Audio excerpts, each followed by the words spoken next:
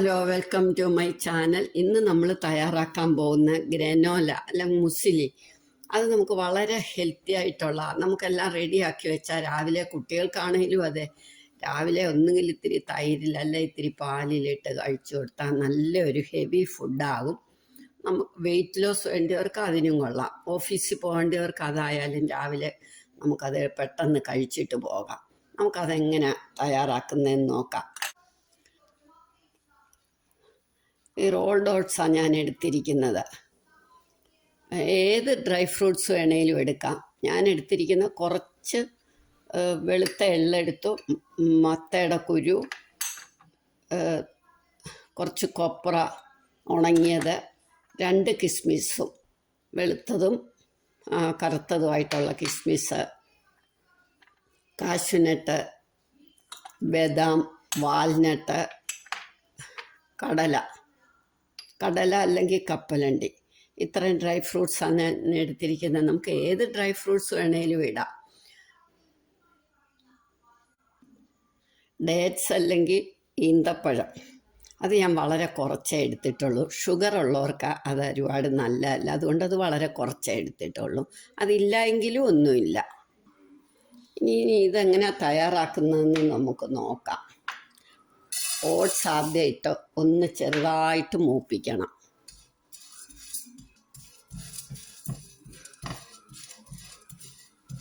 ഈ rolled oats എപ്പോഴും നമ്മൾ പാലിലിട്ടാണെങ്കിലും ഒക്കെ കഴിക്കാൻ നല്ലത്, ശരീരത്തിന് നല്ലതാ.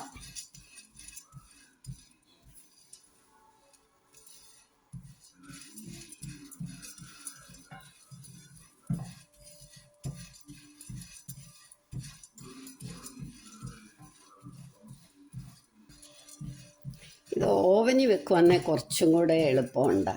നമ്മളിതെല്ലാം കൂടി ഇട്ടൊന്ന് ഇളക്കി ഓവനിലോട്ട് അങ്ങ് വെച്ചാൽ മതി.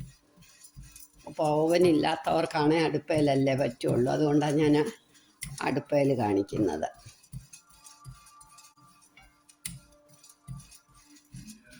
വളരെ ഹെൽത്തി ആയിട്ടുള്ള ഒരു ബ്രേക്ക്ഫാസ്റ്റ് ആയിട്ട് ലഞ്ചായിട്ടും വേണമെങ്കിൽ കഴിക്കാം.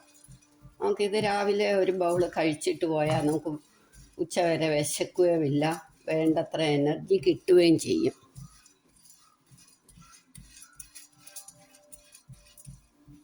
നല്ല ഹെൽത്തി ആണല്ലോ താനും, ഒരുപാട് വെയിറ്റ് ഒന്നും ആവില്ല.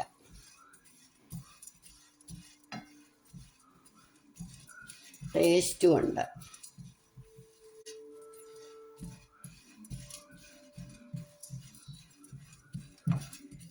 ഒന്ന് ചുമന്ന് തുടങ്ങുമ്പോൾ നമുക്ക് ഓരോ ഫ്രൂട്ടും ഇടാം, ഓരോ ഡ്രൈ ഫ്രൂട്ടും ഇടാം.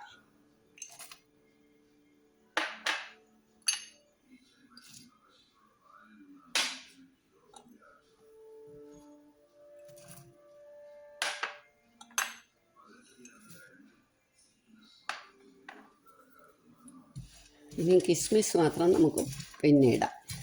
ഇതെല്ലാം ഒന്ന് മൂത്തിട്ട്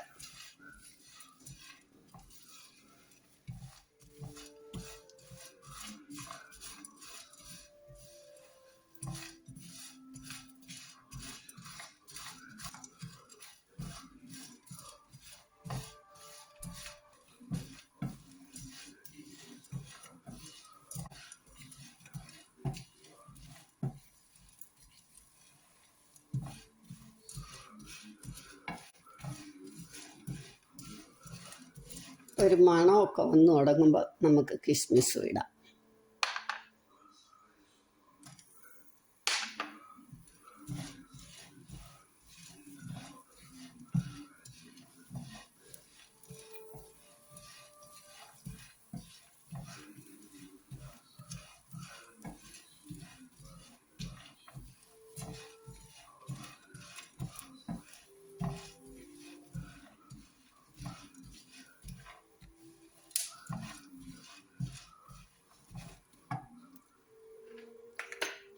ഞാൻ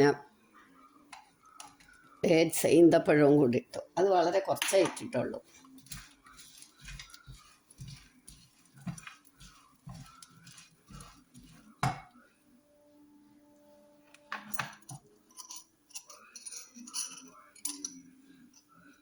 ഇനി കുറച്ച് ഉപ്പ്, കുറച്ച് 1 ടീസ്പൂൺ സിന്നമോൺ പൗഡർ. അത് കഴിഞ്ഞ് നമുക്ക് ഈ വെളുത്ത എള്ള ഇല്ലേ കറുത്ത എള്ള് വേണേലും ഇടാം, എള്ള് വേണമെന്നില്ല. അതൊക്കെ എല്ലാം ഒന്ന് മൂത്തപ്പോൾ നമുക്ക് ശർക്കര ഇടാം. എള്ളം പൊട്ടിയപ്പോൾ ശർക്കര കൂടി ഇടാം.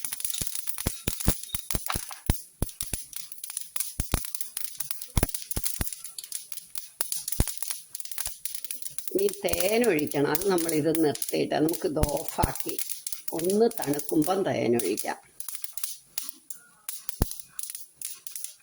തേൻ ചൂടോടെ ഒഴിക്കരുത്.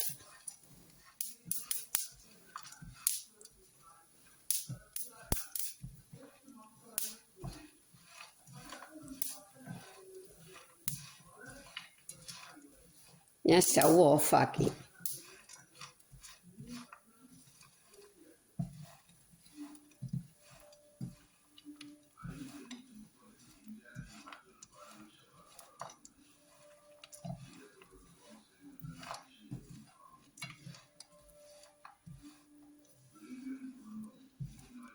ശർക്കരയും വേണേ ഒഴിവാക്കാം. നമ്മൾ തൈരിലായാലും പാലിലായാലും തേൻ ചൂടോടെ അരുത്. അതുകൊണ്ട് നമുക്ക് കഴിക്കാറാകുമ്പോൾ തൈരിനകത്തേക്ക് തേൻ ഒഴിച്ചാൽ മതി.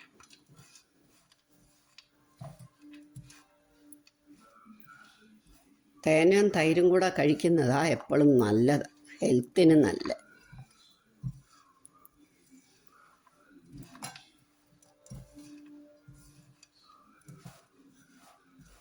അപ്പോൾ ഇത് തണുത്തപ്പം നമുക്ക് തേൻ ഒഴിക്കാം, കുറച്ച് തേന്. പിന്നെ വേണമെങ്കിൽ നമുക്ക് ബാക്കി പിന്നെ ഒഴിക്കാം.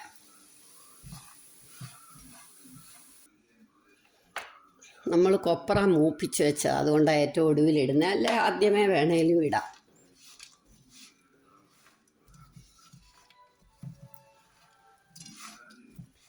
അതേപോലെ പാലിനകത്തിടാനാണെ നമ്മൾ ഉപ്പിടരുത്. ഞങ്ങൾ തൈരിലാണ് കഴിക്കുന്നത്. ഇനി ഇത് നമുക്ക് കുപ്പിയിലേക്ക് ഇട്ട് വെക്കാം.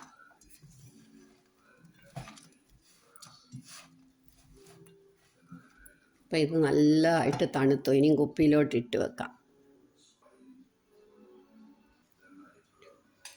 ഇത് നന്നായിട്ട് തണുത്തു കഴിഞ്ഞിട്ടാണ് നമ്മൾ തേൻ ഒഴിക്കുന്നത്. തേൻ ചൂടോടെ ഒഴിക്കരുത്. അത് എല്ലാവരും കാണിക്കും, പക്ഷെ അത് തേൻ ചൂടോടെ ഒഴിച്ചാൽ വിഷമാണെന്ന് പറയും.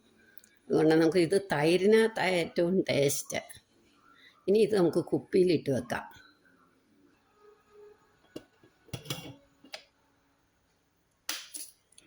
ധൃതിയുള്ള ദിവസങ്ങളിലൊക്കെ നമുക്ക് എളുപ്പം ഇത് ഉണ്ടാക്കി ബ്രേക്ക്ഫാസ്റ്റിന് കഴിച്ചിട്ട് പോകാം. കുട്ടികൾക്ക് പരീക്ഷ ദിവസങ്ങളിലും അതുപോലെ ഇത് വളരെ നല്ലതാണ്.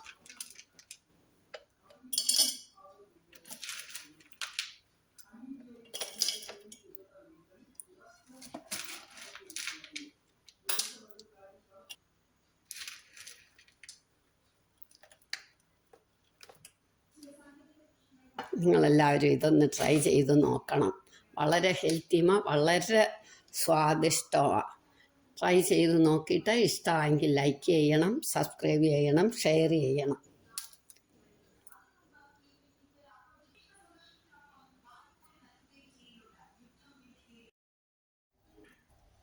ഇനി നമുക്കിത് ബ്രേക്ക്ഫാസ്റ്റിന് വേണ്ടി തൈരിനകത്തോട്ടിട്ട്, നല്ല കട്ട തൈര് പുളിക്കാത്തതുണ്ടെങ്കിൽ നമുക്ക് തൈരിനകത്തിട്ട് കഴിക്കാം.